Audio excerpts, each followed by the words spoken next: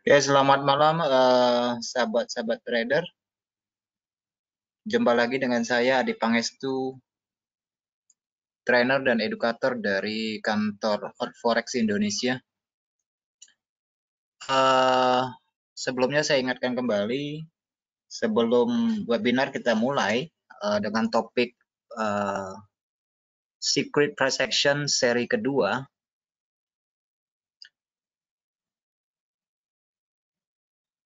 Bahwa Forex adalah produk leverage yang memiliki tingkat resiko yang sangat tinggi, sehingga ini mungkin tidak cocok buat semua orang.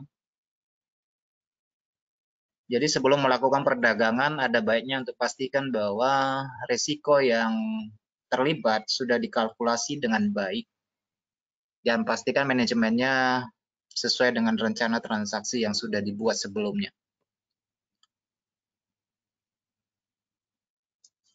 Materi kita pada malam ini adalah mengenai price action, secret price action seri kedua. Dan seperti yang sudah-sudah, bahwa price action adalah teknik perdagangan yang sangat sederhana di dalam membaca pasar, yaitu membuat keputusan perdagangan walaupun dia bersifat subjektif, tetapi dia berdasarkan pada pergerakan harga yang update, yang terkini dan aktual. Kemudian price action menjelaskan karakteristik pergerakan harga aset. Jadi pergerakan ini cukup sering dianalisa sehubungan dengan perubahan harga di masa lalu. Jadi ada perbandingan dengan beberapa level harga yang sudah terjadi sebelumnya. Kemudian karena mengabaikan faktor fundamental dan lebih berfokus kepada harga aktual dan sebelumnya tentunya, jadi strategi perdagangan aksi ini juga bergantung pada beberapa alat tools, dan sebagian orang juga menggabungkan dengan beberapa alat teknis indikator. Itu nggak masalah selama itu sinkron. Oke, kita langsung saja pada poinnya. Yang pertama, kita membahas tentang sinkronisasi.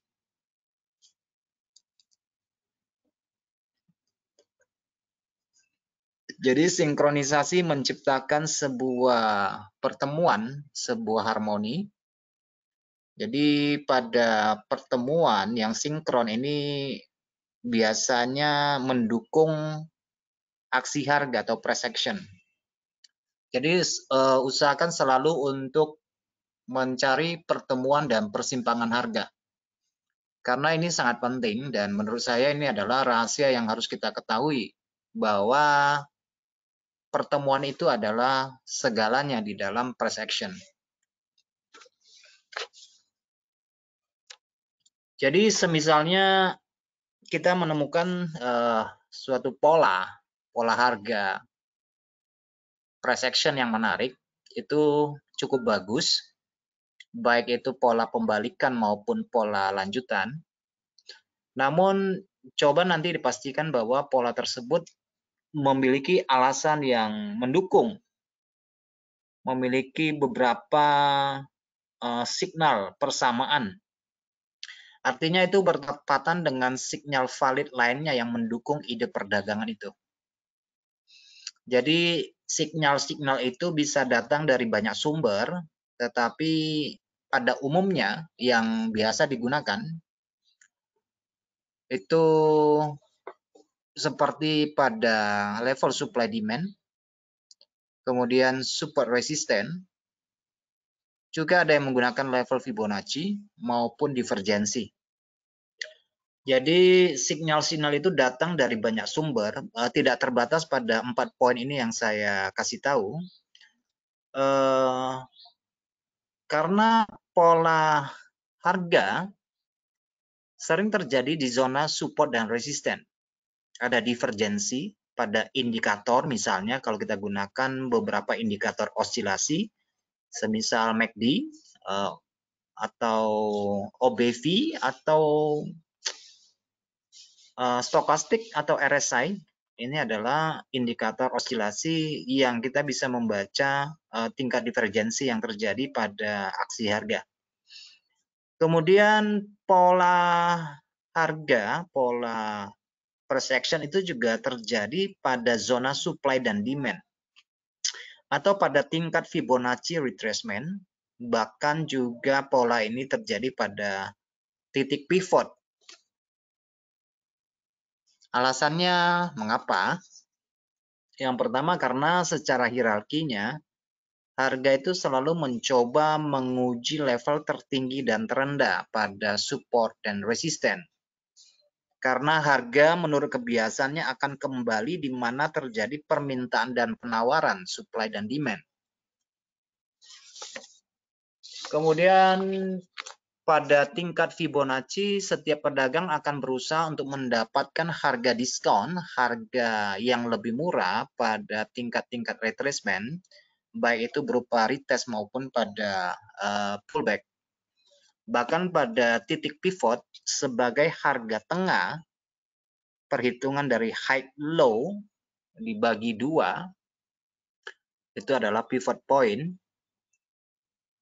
sebagai harga tengah baik itu pivot harian, pivot mingguan atau pivot bulanan. Tapi yang jelas semakin banyak indikasi pertemuan dan dukungan yang kita miliki, maka akan semakin baik pengaturannya. Nah, pada template ini saya jelaskan tentang level supply dan demand dulu. Nah, teman-teman bisa melihat di sini, ini adalah block shape dari warna biru ini adalah level demand. Kemudian pada bagian atas ini adalah level supply, di mana harga sering terjadi perubahan arah pada level-level ini. Ini adalah level supply dan demand. Tapi nanti untuk konkretnya saya nanti buat di MT4-nya untuk menjelaskan lebih lanjut supaya kita bisa menggambar lebih leluasa karena ini hanya sebuah template. Nah, harga tuh sering apa ya? Sering mantul balik lagi pada level-level supply dan demand. Ini adalah level demand. Harga ini sering mantul di sini. Nah, untuk mengeceknya biasanya tergantung dari level supply demand dari periode waktu berapa yang kita gunakan. Kalau ini adalah waktu yang kita gunakan adalah daily misalnya, maka ada baiknya kita fokusnya nanti di H1 ya, H1 atau M30. Pada level ini kita akan melihat perubahan pola harga pada titik spot ini. Nanti saya juga akan jelaskan di chartnya ya, karena sangat terbatas pada template. Nah, misalnya di sini ada sebuah chart dari Euro New Zealand. Saya mengambil contoh ini dari weekly ya. Nah, ini adalah level demand pada weekly dan level supply pada weekly. Nah, teman-teman bisa melihat di sini bahwa range transaksi berdasarkan weekly dan weekly supply demand ini akan menjadi range transaksi yang cukup besar. Dan di dalam range transaksi berdasarkan level supply dan demand weekly ini masih terdapat banyak supply dan demand pada level di bawahnya, daily, H4 1 jam, dan ke bawahnya lagi. Jadi banyak sekali. Namun apabila kita mendapati suatu settingan, setup seperti ini, kita juga bisa nanti melihat kepada tampilan di daily bahwa pada level-level ini akan menjadi fokus kita. Oke, harga yang kembali ini biasanya akan kita cermati sebagai fokus point perubahan harga di sini. Tidak persis sama, tidak mesti mutlak harus sampai dari sana. Kadang-kadang juga mendekati atau kelebihan sedikit. Ini karena sifatnya subjektif. Yang ini adalah tingkat support resisten, yaitu titik ujung shadow yang kita gambar sebagai tempat harga untuk mantul.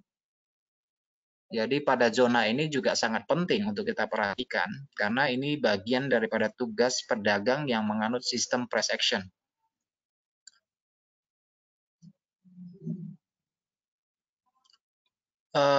Kemudian mungkin ada dari sekalian yang menggunakan level Fibonacci. Misalnya kita mendapati satu momentum turun seperti ini, tentunya kita mengharapkan bahwa harga akan terjadi retest. Pada level berapa kita akan mengambil keputusan. Nah, level 38, 50, dan 62 ini biasanya merupakan level yang krusial untuk pembalikan atau penerusan arah dari harga yang sudah terbentuk. Kemudian kalau kita lihat di sini, ada yang sebagian juga yang menggunakan settingan pada perubahan arah yang terjadi pada pivot point. Nah, garis-garis putih ini adalah pivot point. Nah, harga sering berubah di situ karena dasar perhitungan pivot point kan diambil dari high low kemarin ya, kemudian dibagi dua. Itu akan menghasilkan titik pivot point. Nah, aksi harga sering terjadi seperti ini. Kalau dia cenderung berada di bawah pivot point, seperti ini ya, di bawah pivot point, kemudian ada pola, ada rejection, ada retest, biasanya harga akan melanjutkan perjalanan untuk ke support satunya.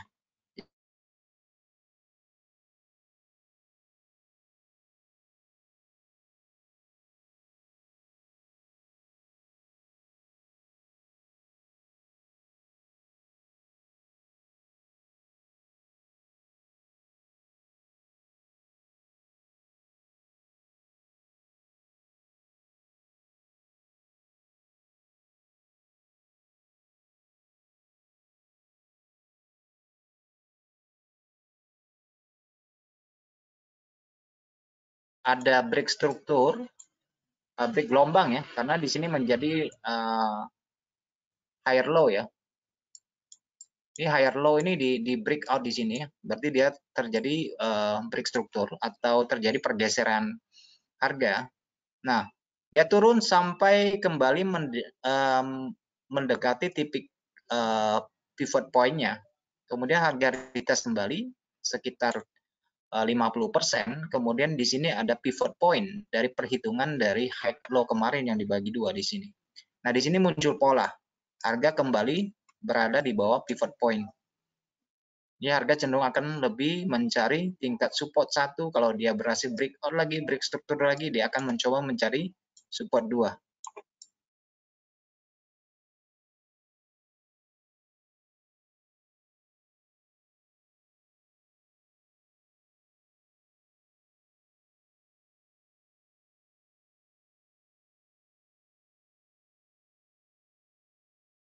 Pemetaan range yang bisa kita adaptasi. Jadi ada support resistance dan tentunya masih ada yang bisa kita gunakan, contohnya dari M.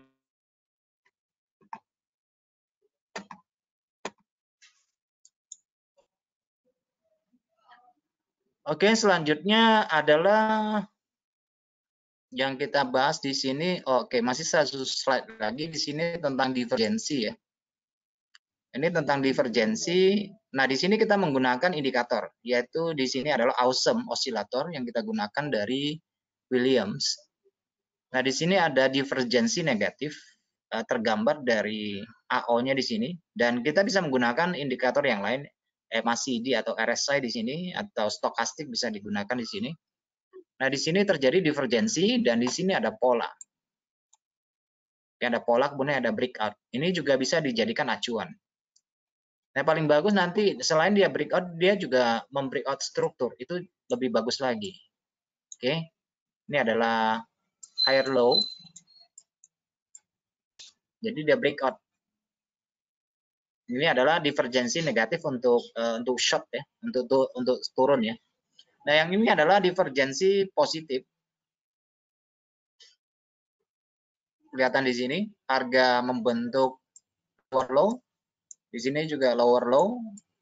Pada kilas balik dari osilatornya di sini membentuk higher low. Jadi kebalikannya ya. Nah, konteks begini kita tinggal nanti ada nggak break struktur. Nah, kalau teman-teman perhatikan di sini ada high di sini, ini terjadi break struktur ya. Ini adalah high menjadi resisten minor. Nah, di sini itu sudah terjadi break struktur. Sehingga kalau terjadi pembalikan, biasanya pada umumnya dia akan berusaha untuk mencari daerah-daerah equilibrium berupa candle-candle kecil ini ya. Ini akan menjadi area-area buy yang sangat penting sekali. Di sini muncul polanya di sini berupa pola bullish engulfing. Kelihatan ya di sini ya.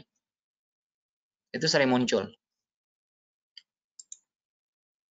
Oke, selanjutnya adalah inflection point. Nah, ini mungkin jarang agak asing di telinga. Ini inflection point itu yang dimaksud dengan inflection point itu apa maksudnya?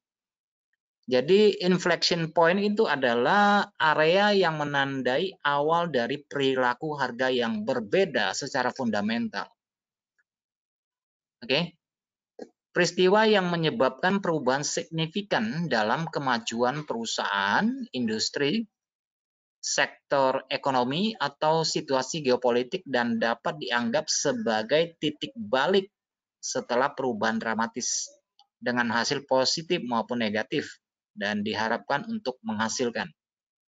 Nah, sebagai contoh misalnya ya, saya memberikan beberapa contoh. Jadi event peristiwa-peristiwa penting itu biasanya meninggalkan jejak harga pada grafik. Nah, di sini bisa berupa laporan pendapatan bruto negara, bisa keputusan suku bunga yang sudah kita tahu, Brexit, kemudian ada intervensi pasar dari bank sentral, bencana alam, perang, referendum, dan sebagainya. Jadi ini merupakan hari yang tidak biasa, momentum yang tidak biasa. Itulah yang dimaksud dengan inflection point.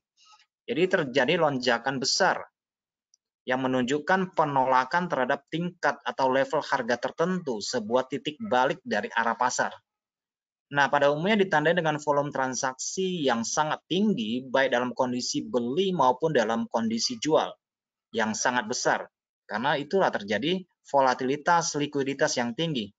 Jadi kemudian titik infleksi ini juga sering menjadi bagian dari tingkat supply dan demand maupun support resisten yang sangat krusial untuk harga masa depan, karena prinsipnya orang akan mengingat kejadian-kejadian besar yang pernah terjadi yang mempengaruhi pasar. Nah, itu dia akan ditandai. Kemudian kita akan melihat banyak bahwa terjadi pemantulan atau injection, pantulan harga pada titik tersebut, zona tersebut. Titik ini menjadi titik yang sangat penting karena akan banyak pembeli dan penjual yang melihatnya dan memperhatikannya, diingat-ingatnya terus di situ. Banyak pembeli dan penjual akan membuat satu keputusan, baik itu pesan harga dulu, pending order dulu, entah buy limit atau sell limit pada area tersebut. Nah, ini yang memicu perubahan penting. Oleh karena itu penting bagi kita untuk memperhatikan level ini. Nah, misalnya di sini Brexit ya, Brexit pada bulan Juni tahun 2016. Nah, ini akan diingat terus sampai kapanpun ya. sampai kapanpun akan diingat terus. Ketika harga balik di sini, orang cenderung sebelum sampai di sini mereka sudah pasang sell limit misalnya. Atau harga terkini nanti kalau harga balik lagi di sini, orang juga pasang sell limit lagi di sini. Nah, ini adalah titik inflection point. Termasuk pos yang kedua, Brexit yang kedua, ini orang akan mengingat karena ini penting sekali. Pada daerah ini orang akan cenderung mengambil posisi taking profit dari posisi buy-nya atau pasang sell limit pada area ini. Ini akan diingat terus ya, karena ini merupakan peristiwa penting. Kemudian kalau ada yang masih ingat, ini adalah pasangan mata uang Euro CF. Ini adalah periode bulanan.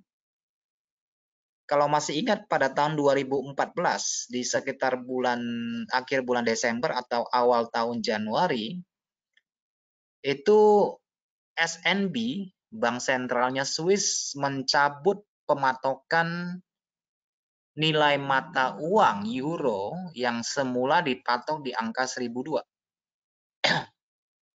Yang ini di sini di angka 1.002 ya. Begitu dicabut, dibiarkan nilai tukarnya mengambang, maka terjadi penurunan yang sangat besar sekali. Nah, ketika harga berbalik lagi, orang akan cenderung ambil posisi sell karena ini merupakan peristiwa penting yang jarang terjadi secara kronologis. Ini hanya sekali atau 2 kali. Dan orang cenderung akan mengingat. Itu yang dimaksud dengan inflection point. Dan kalau masih ingat, dan pada waktu sudah mulai trading pada tahun 2012, sebelumnya pada sekitar bulan Oktober Desember itu kan terjadi pergantian Perdana Menteri Jepang pada bulan November kalau saya nggak salah. Nah, itu dia membuat satu program ekonomi yang kita kenal dengan Abenomics. Nah, itu sejak hari itu harga pasangan UJ itu tidak pernah turun lagi dan bertahan di atas angka 100. Karena angka 100 ini menjadi angka psikologis bagi mata uang yen. Ini akan diingat orang. Oke, kalau sudah sampai mendekati angka 100 orang buy. Itu yang dimaksud dengan inflection point.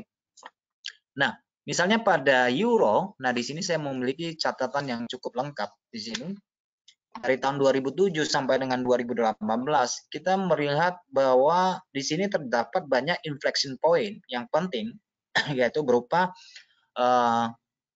data dan fundamental ekonomi pada pasangan Euro USD. Di sini ada pemotongan suku bunga dari bank sentralnya Amerika. Di poin di sini. Kemudian ketakutan terhadap krisis di zona euro ini akan diingat orang. Maka ini akan menjadi penting di sini. Inflection point. Nah, ketika harga berbalik, orang cenderung mengambil posisi turun.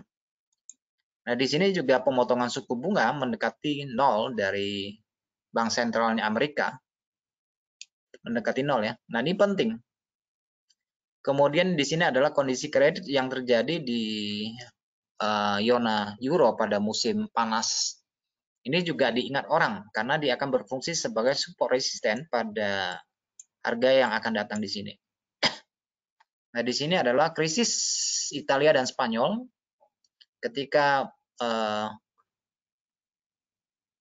Moody mendowngrade hutang Yunani dan dia gagal bayar hutang di sini ya. Jadi terjadi penurunan yang sangat kuat sekali.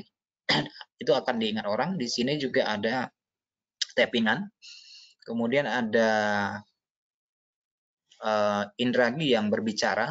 Ini menjadi event-event penting yang biasa disebut sebagai kronologis yang penting karena tidak semua peristiwa itu akan mempengaruhi harga dan ini merupakan kronos yang sangat penting di sini. Oke, itu yang dimaksud dengan inflection point. Nah, di sini pemilihan presiden Amerika Donald Trump itu juga mempengaruhi harga. Oke. Banyak sekali ya peristiwa-peristiwa penting. Nah, itu dijadikan acuan sebagai inflection point bagi para pedagang mata uang maupun para investor di pasar yang lain. Nah, baik kita masuk ke topik yang ketiga mengenai zona kunci.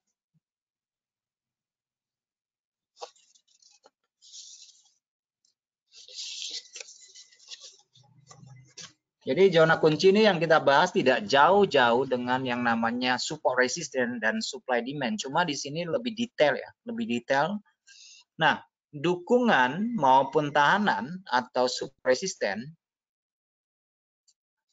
adalah istilah yang sering kita gunakan untuk menunjukkan area di mana harga berbalik pada titik terendah maupun titik tertinggi.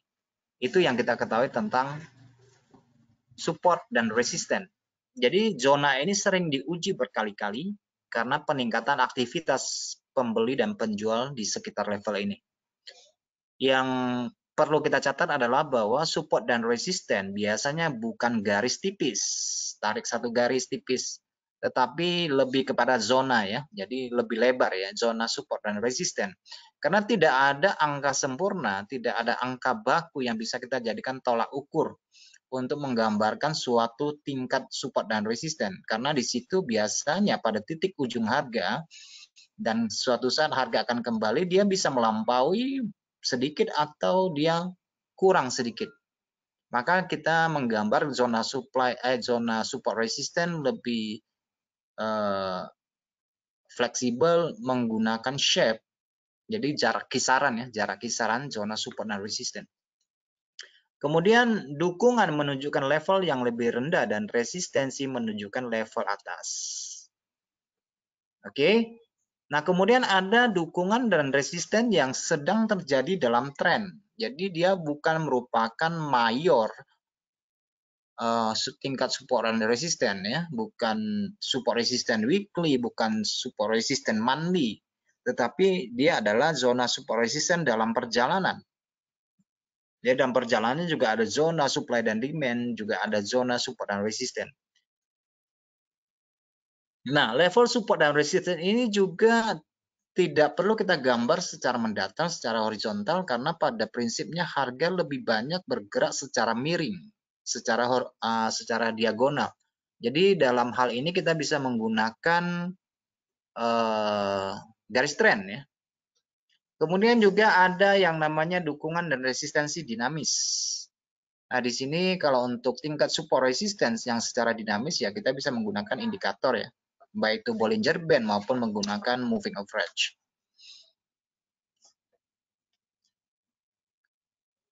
Nah, ini adalah level zonanya ya, zona support resisten.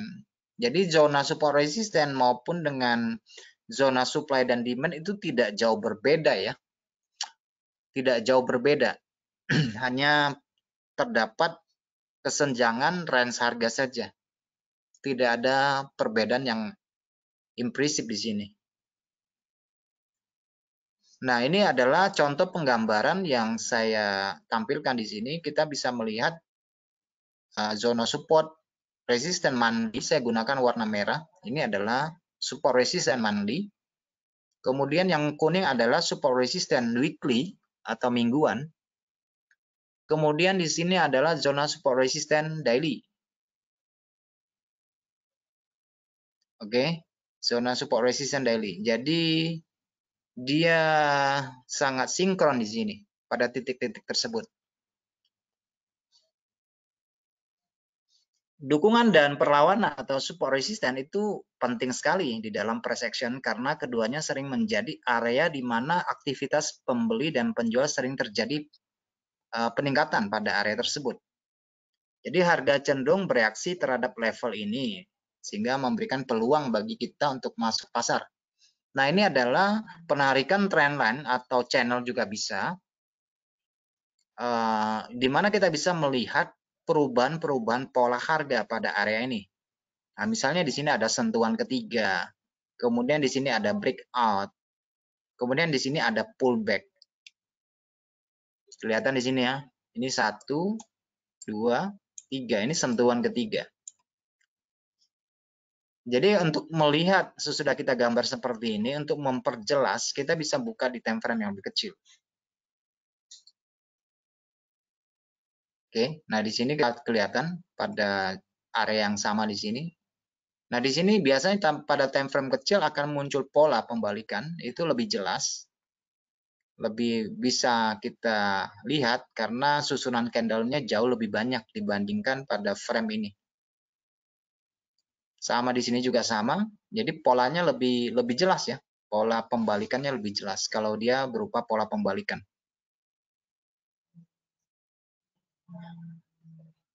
Jadi garis support dan resisten horizontal atau garis trend atau support resistance dinamis yang kita gunakan berupa MA atau Bollinger Band itu tetap merupakan alat teknis yang penting. Dan ini tergantung pada situasi dan berapa kali level support dan resisten tersebut diuji. Di satu sisi semakin sering suatu level support resisten diuji, semakin banyak orang akan memperhatikan level tersebut. Sehingga level tersebut dapat bertahan dengan lebih mudah. Tetapi mesti diingat bahwa keseringan diuji, level tersebut juga suatu saat akan jebol ya. Ibaratnya kita mengambil parang untuk memotong kayu, kalau kita sering potong kayu itu lama-lama akan jebol juga. Jadi kita harus mempertimbangkan jumlah pembeli dan penjual untuk level tertentu. Jadi bisa kita lihat dari volume transaksinya dalam indikator volume atau OBV juga bisa dilihat di situ.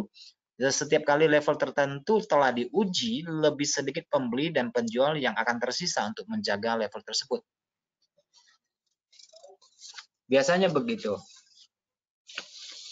Kalau sering-sering diuji ya bisa terjadi breakout ya. Entah dia breakout beneran berupa false breakout atau breakout betulan. Jadi tergantung dari kondisi update harga tersebut. Nah ini berupa SR dinamis yang bisa kita gunakan. Di sini yang garis merah ini adalah EMA 200. Kita bisa lihat di sini dia berfungsi sebagai support dinamis. Di sini berfungsi sebagai resisten dinamis. Fleksibel lah ya, tergantung sih yang memakainya. Dia mau menggunakan tingkat support resisten berdasarkan zona atau dia mau menggunakan indikator, itu sih menurut kebiasaan masing-masing. Oke, bagi teman-teman yang lebih jelasnya nanti saya akan jelaskan di dalam chart grafik MetaTrader. Tetapi bagi yang membutuhkan analisa bisa dibaca, dicek di sini ya, di webnya di sini. Itu lebih jelas di situ. Oke, baik, kita ke MetaTrader untuk melihat lebih jelas paparan dari materi seri kedua ini.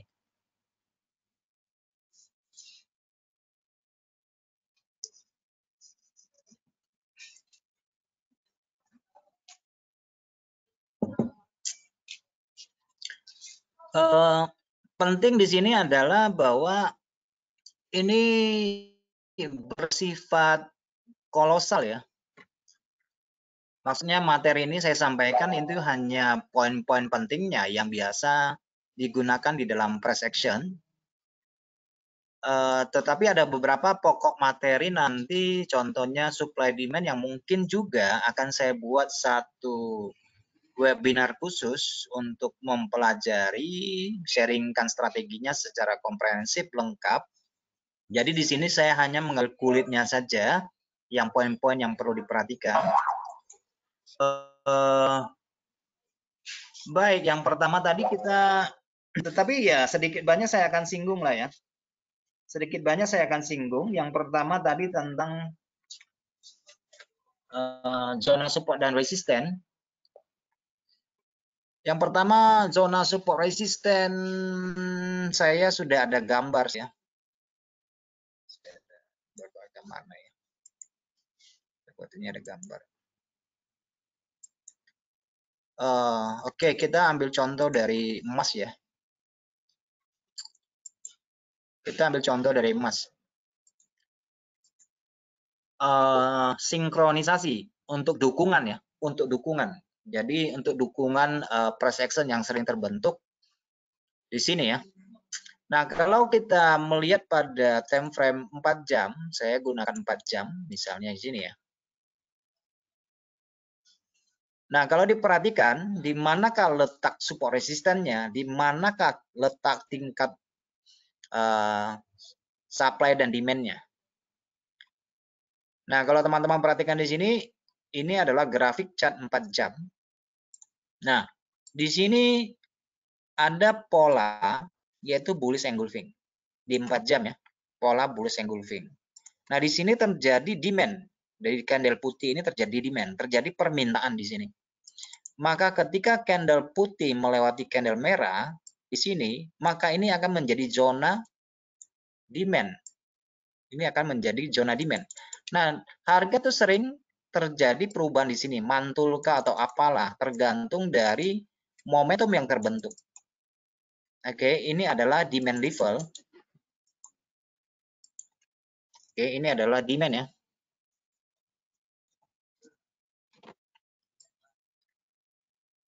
Ini adalah level demand. Nah, supportnya di mana? Nah, pada umumnya orang sering mengambil supportnya di sini, di ujung shadow ini. Jadi, ini tidak salah, karena support itu menggambarkan harga yang paling rendah yang sudah terbentuk ya. Tetapi lebih baik kita menggambarkan secara zona, seperti ini.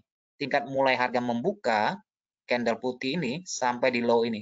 Nah, ini boleh kita gambar sebagai level support. Jadi maka saya bilang bahwa level support dan demand itu tidak ada perbedaan yang signifikan di sini, tergantung dari siapa yang menggunakan ya. Nah, ini adalah level, ini adalah zona subnya di sini ya. Oke, ini adalah zona supportnya di sini. Nah, pada bagian atas kita membutuhkan level supply. Kita dapati di sini ada sebuah doji. Ini adalah sebuah doji yang berhasil dilewati oleh 2 candle merah. Maka di sini terjadi keseimbangan atau balance di sini. Seimbang di sini. Nah, ketika harga seimbang dan menjadi tidak seimbang atau imbalance, harga akan membentuk zona supply di sini. Ini adalah level supply-nya. Sedangkan zona resistennya ada di sini. Mulai candle itu buka open sampai dia close di bawah sampai ke ujung shadow. Ini merupakan level zona resistennya di sini. Jadi ya perbedaannya tidak banyak. Oke, ini adalah level zona resistennya. Nah, di dalam high dan low ini atau pada tingkat level supply dan demand di 4 jam, ada tingkat supply, ada tingkat support dan resisten maupun demand di antara di sini. Nah, teman-teman bisa melihat dari candle merah ini. Candle merah melewati candle putih ini. Maka ini adalah zona supply. Ini adalah zona supply. Mulai dia lewat sampai kita tarik ke atas, ini adalah zona supply. Nah, zona resistennya berada di sini. Titik ujung shadow. Nah, di sini ada shadow-shadow. Nah, ini adalah zona resistennya di sini. Oke, ini adalah zona resistennya.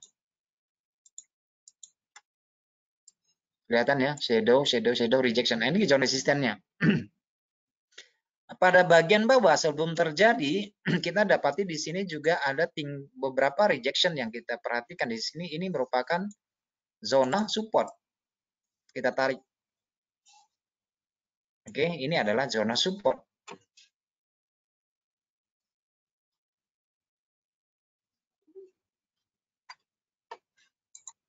Ini adalah zona sub. Nah, harga ini sering terjadi perubahan pada level ini. Nah, untuk itu kita perlu membuka pada frame yang lebih kecil supaya kita mendapatkan pola price action yang lebih bagus, yang lebih bagus, kemudian tingkat resiko yang lebih kecil. Nah, contohnya di sini di 1 jam kalau kita lihat di sini ada candle kecil, ada candle besar, kemudian candle kecil-kecil, dua candle ini, kemudian harga turun. Pada yang kedua, di sini juga membentuk pola di mana harga kehilangan momentum dengan munculnya ujung shadow ini menambahkan bahwa harga terjadi momentum yang hilang. Tapi kalau teman-teman ingin mendapatkan angle yang lebih bagus untuk mendapatkan turning point yang lebih bagus untuk entry, boleh juga nanti dibuka di time frame yang lebih kecil. Oke. Kalau di 1 jam mungkin kita entry-nya ke bawah, tetapi pada 15 menit contoh ya, ini sudah muncul pola pembalikan. Yang pertama, di sini pola pembalikan. Di sini pola pembalikan. Ada 3 pola pembalikan di sini, biasnya adalah bias turun. Jadi resikonya kita sangat terukur di sini, mungkin kita entry-nya di sini, resikonya masih sangat terukur, masih sangat kecil. Nah, di sini juga candle besar, doji kemudian membentuk pola inside down, ini titik entry-nya, point entry yang di sini. Jadi resikonya lebih kecil dibandingkan dengan 1 jam. Kalau kita 1 jam mungkin yang pertama, kalau bagi kita yang menunggu konfirmasi, kita sell-nya di sini. Jadi harganya sudah kita beli dengan kemahalan. Atau yang di sini, kita entry-nya di sini. Di sini kita baru entry di 1 jam. Tetapi pada 15 menit, kita entry-nya di sini. Resiko masih kecil, ruang harga masih bergerak lebar. Di sini, di 15 menit, kita entry-nya di sini. Oke. Sedangkan di 1 jam kita entry-nya lebih ke bawah di sini. Jadi prinsipnya tidak salah ya, tidak ada yang apa karena sifatnya subjektif, hanya bagi yang ingin take entry lebih cepat, resiko lebih terukur, itu lebih baik memperhatikan harga pada frame yang lebih kecil. Nah, biasanya momentum itu hadir dengan 2 candle sewarna, merah-merah, merah-merah. Merah-merah, paling bagus tuh kecil membesar seperti ini, kecil membesar itu yang paling bagus. Oke. Nah, sekarang kita melihat harga sedang menuju ke bawah. Nah, tentunya di sini ada level penting, yaitu level demand. Nah, di sini akan menjadi poin fokus kita yang terjadi saat ini. Apa yang terjadi di sini? Apakah bertambah momentumnya atau tidak di sini? Itu penting. Ini adalah level supply dan demand.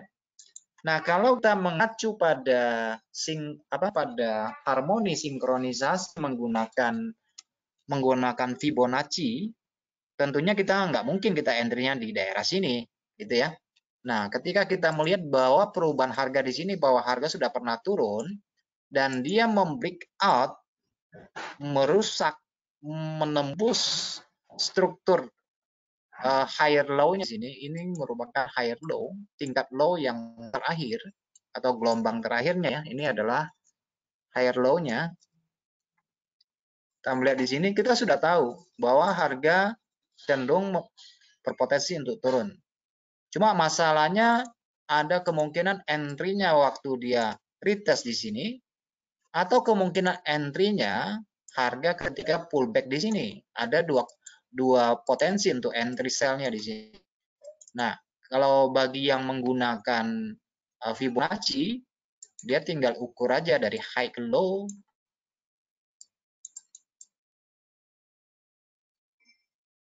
Oke. Dari high ke low bisa mengambil level 50 atau 61. Nah, di sini dia reject di level 61. Reject di pola level 61 dan polanya apa? Price action-nya. Polanya di sini adalah pola inside down di sini, yaitu satu candle putih dilewati oleh 2 candle merah. Ini adalah pola inside down, pola yang sangat akurat, pola yang sangat valid. Satu candle putih dimakan 2 candle merah, di mana candle yang ketiga keluar dari body candle putih. Ini adalah pola yang sangat kuat sekali. Kemudian disambung lagi, tadi terjadi breakout. Ada breakout. Kemudian muncul 3 candle momentum. Kecil-kecil membesar. Ini menjadi signal tambahan yang akurat secara price action. Kemudian kita cek biasnya adalah biasnya bias turun, kecenderungannya membentuk head and shoulder, yaitu di sini ada higher high, kemudian sini menjadi lower high di sini. Jadi kelihatan jelas. Nah, fokus kita sekarang berada di sini di poin ini. Ini emas ini mau melanjutkan perjalanan atau tidak? Nah, tergantung dari perubahan bentuk di sini. Kita akan melihat pola candle ini cenderung candlenya membesar atau nanti muncul shadow. Itu untuk menandai, mendeteksi perubahan pola price action-nya di sini. Nah, dari Fibonacci sudah kita lihat ya di sini. Nah, sekarang mungkin ada ya juga yang menggunakan indikator. Yang menggunakan indikator di sini kita untuk mendeteksi osilasi. Oke, nah ini kalau osilasi yang mau dipakai terserah mau pakai yang mana. Ini banyak sekali ya. Nah, pada umumnya boleh juga kita gunakan MACD misalnya. Ini adalah MACD. Nah, kalau teman-teman ngecek di sini, ini divergensinya divergensi negatif. Di sini harganya puncaknya meninggi. Kelihatan ya, ini puncak 1, ini puncak 2. Meninggi, sedangkan puncak pada MACD histogramnya itu menurun. Nah, ini adalah divergensi negatif. Oke, jadi ini adalah alat dukung ya, alat dukung. Nah, sekarang kita lihat misalnya pada struktur di 1 jam. Struktur di 1 jam, kalau teman-teman cek tadi pagi atau sempat lihat ini high di sini juga membentuk divergensi negatif. Oke, menjadi jelas. Ini momentum pertama. Oke, kalau kita berpegang prinsip pada alat bantu MACD, ini histogramnya masuk ke zona jual. Nah, zona jualnya baru masuk di sini. Pada histogram ini turun di bawah 0. Jadi, di secara alat teknis ini mungkin di 1 jam orang entry-nya di sini.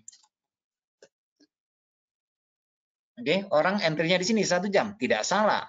Tidak salah. Memang tapi cuma kemahalan ya. Karena ruang transaksi di sini sangat riskan mendekati area support di sini. Hanya sisa 60 pip.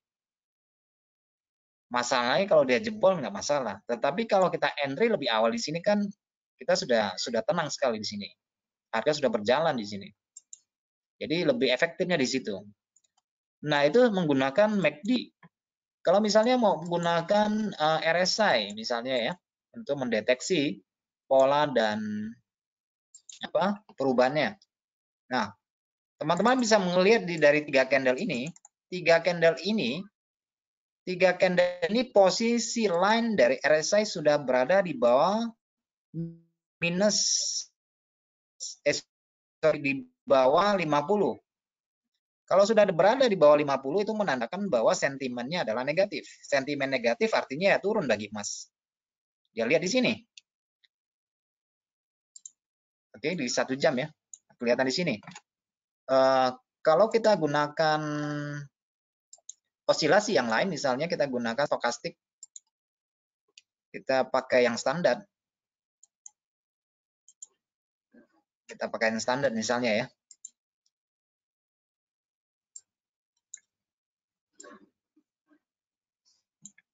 Oke. Nah, di sini konteksnya di sini harga berada di bawah titik jenuh beli pada time frame pada time frame 1 jam. Nah, di sini sudah terjadi pemotongan. Oke. terjadi pemotongan. Jadi ini merupakan alat-alat sinkronisasi pertemuan signal-signal yang mendukung price action. Sudah koreksi 50% di sini pada daerah retestnya ya. Saya buka di 15 menit, kelihatan nggak ya? Nah, menggunakan Fibonacci, oke. Kemudian menggunakan tingkat support resisten di sini sudah kelihatan di sini. Ini merupakan titik-titik tingkat support dan resisten pada support resisten berjalan dalam kondisi tren. Dan ini merupakan area supply. Kan rejection di sini ada pola inside down ya. Kemudian di sini naik.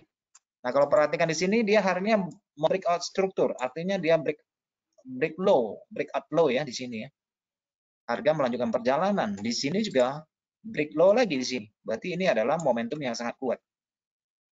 Oke, jadi kita sangat sulit untuk mengharapkan bahwa emas akan langsung begini sampai balikkan posisi kembali sampai ke atas.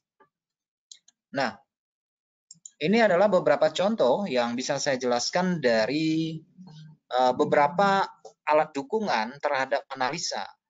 Berapa tingkat harga yang harus diperhatikan bagi seorang yang menggunakan teknik analisa menggunakan price action. Ini adalah alat-alat bantunya, baik secara indikator maupun alat bantu toolsnya ya. Nah, sekarang kita masuk kepada penjelasan dari titik penting ya, yang saya gambarkan tadi. Beberapa event penting yang akan merubah haluan dari harga. Saya mengambil contoh misalnya ya, yang teman-teman tahu di sini ada Brexit, ada virus pandemi di sini, mulai start harga anjlok di sini. Ini akan diingat orang. Di bulan Maret, orang ingat nih bulan Maret nih virus sudah mulai spread, mulai berjangkit ke benua Eropa. Orang akan ingat. Oke. Orang akan ingat sampai kapanpun akan diingat di sini. Ini adalah reflection-nya, harga reflection-nya. Perhatikan harga mentok di sini. Oke. Orang mengingat apa yang terjadi di sini. Oke, ini contoh ya, contoh reflection titik pentingnya yang mengubah haluan harga ya. Kemudian kita lihat lagi di sini mana lagi? Ini adalah Brexit post yang kedua kali ya. Ini akan ditandai diingat orang. Oke, orang sudah pasang sell limit di sini ketika harga masih mulai naik di sini. Atau dia membuang posisi buy-nya, taking profit di daerah sini. Oke, ini akan menjadi daerah titik ini menjadi penting karena harga akan sering konsolidasi dan berbalik arah. Oke, ini adalah reflection point ya. Ini yang mengubah haluan, ya kan diingat orang. Sampai kapan? Ya, kalau selama ingatannya masih kuat, dia akan ingat terus nih. Oke, diingat terus. Ini adalah reflection point. Ini mungkin jarang dibahas. Oke. Jadi akan berfungsi terus, kelihatan di sini. Dia jebol ya udah, agar lanjut. Masih berfungsi ya. Ya, bisa aja nanti kalau terjadi penurunan sampai kembali ke reflection point ini. Diingat orang di sini. Kejadian apa lagi yang terjadi pada pound sterling? Ini adalah post Brexit yang kedua. Ini post Brexit yang pertama. Oke. Ini ada dukungan dari tingkat resisten, demand level, supply level. Kelihatan ya, ini adalah post pertama Brexit bulan Juni tahun 2016.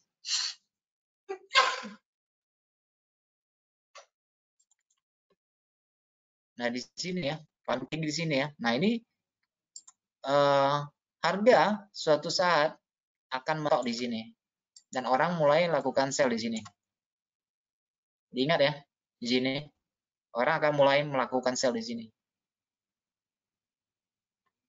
Kemudian mana lagi? Nah, ini referendum Skotlandia di sini. Terjadi gap turun. Ternyata referendumnya tidak jadi. Tapi secara teknikal harga sudah breakout. Harga turun. Nah, ini akan diingat orang. Dan harga itu belum balik ke sana. Itu yang terjadi pada pound sterling. Nah, yang terjadi pada Swiss,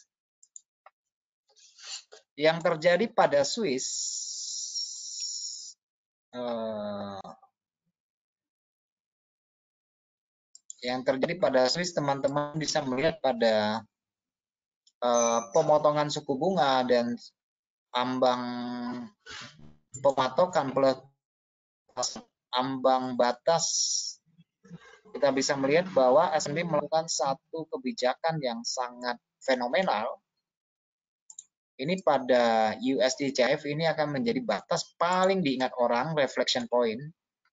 Apabila harga balik ke sini, orang cenderung akan mengambil potensi taking profit maupun sell. Itu akan diingat orang. Oke. Dan ini harga belum balik lagi ke sana. Oh, udah ya di sini. Coba lihat, harga balik lagi.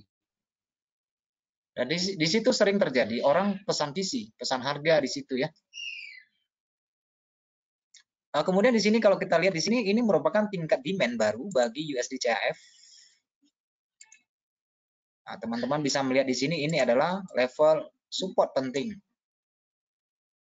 Level support penting pada time frame yang lebih besar, misalnya kita buka dari monthly misalnya ya. Teman-teman bisa mendapati ini merupakan area demand level. Ini breakout demand level. Oke, nah di sini sering terjadi perubahan dan munculnya pola-pola price action karena kegiatan transaksinya besar pada area ini, sama yang di sini. Oke, kemudian di sini pada contoh yang lain misalnya ya pada minyak di sini. Nah, misalnya ketika terjadi perang harga minyak di sini, itu akan diingat orang.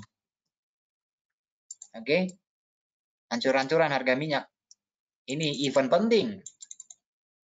Harga minyak Saudi diobral di sini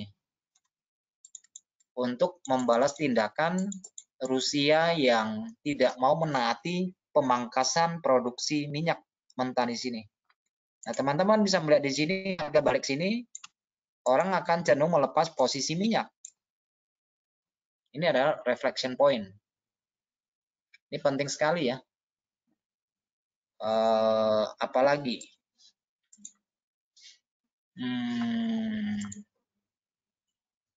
Kanada ya. Kanada ada tidak banyak event yang bisa kita lihat reflection point dari Kanada ya. Belum ada. Apalagi ya.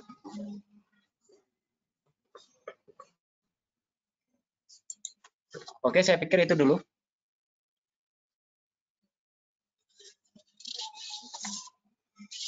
Kemudian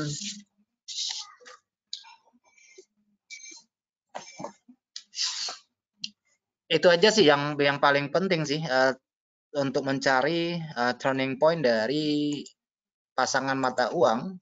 Level-level itu ditandai ya, ditandai supaya kita mendapatkan harga yang lebih baik. Nah, misalnya saya ambil satu contoh sampel lagi, ini adalah euro yen.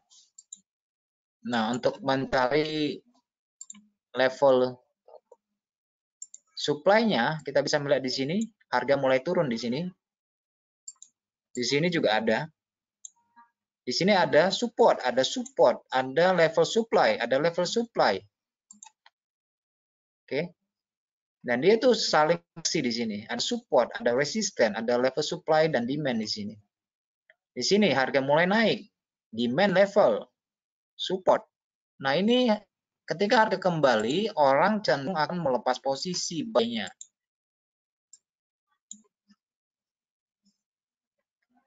Oke. Nah, nanti di sini ada demand level. Ada support resisten. Harga akan mantul daerah sini. Karena pada prinsipnya harga itu akan mencari titik keseimbangan yang satu dengan titik keseimbangan yang lain. Itu prinsipnya.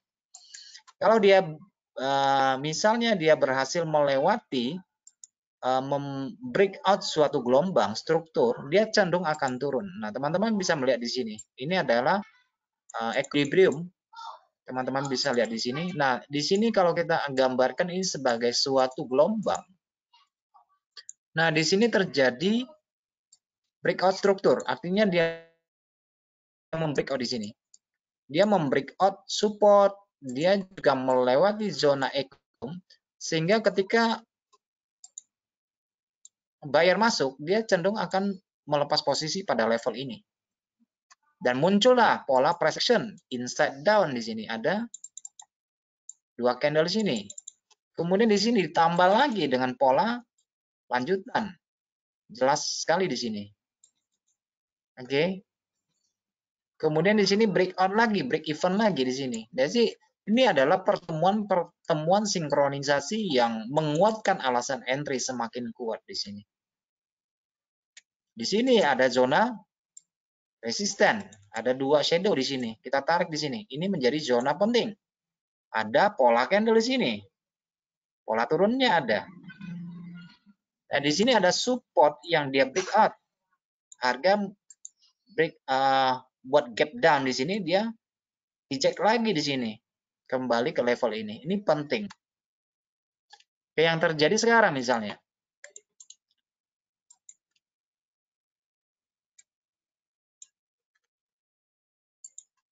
Yang terjadi sekarang kita lihat dari daily ya. Nah, kemarin ada harga rendah di sini. Ini adalah harga rendah bulanan dari bulan Agustus. Nah, kalau diperhatikan di sini sudah terjadi breakout. Sudah terjadi breakout. Itu secara horizontal. Bagaimana kalau secara diagonal?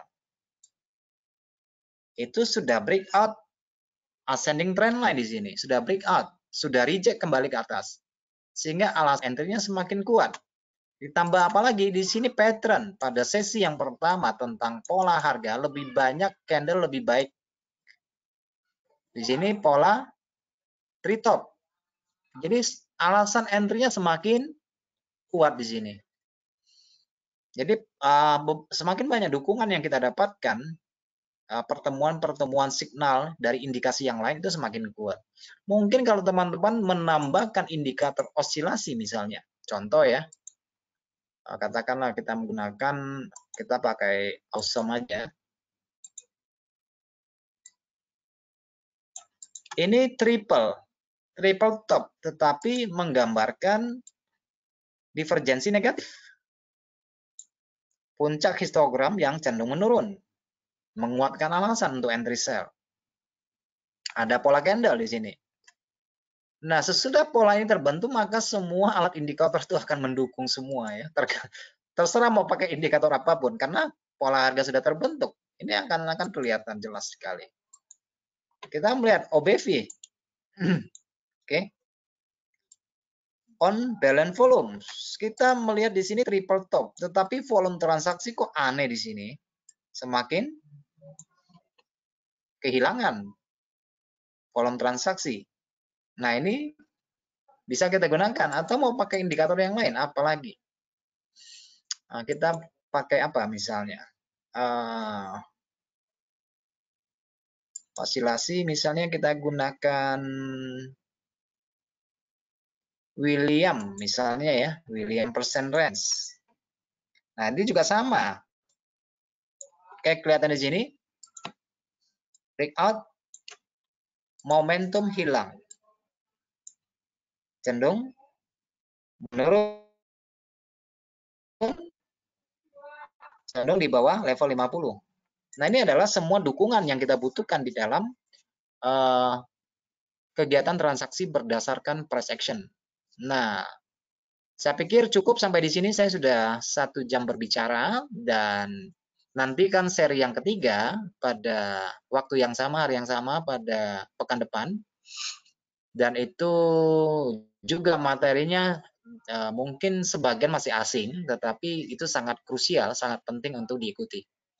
Oke, terima kasih buat teman-teman yang sudah bergabung pada malam ini. Nantikan saya di waktu dan kesempatan yang sama. Salam profit.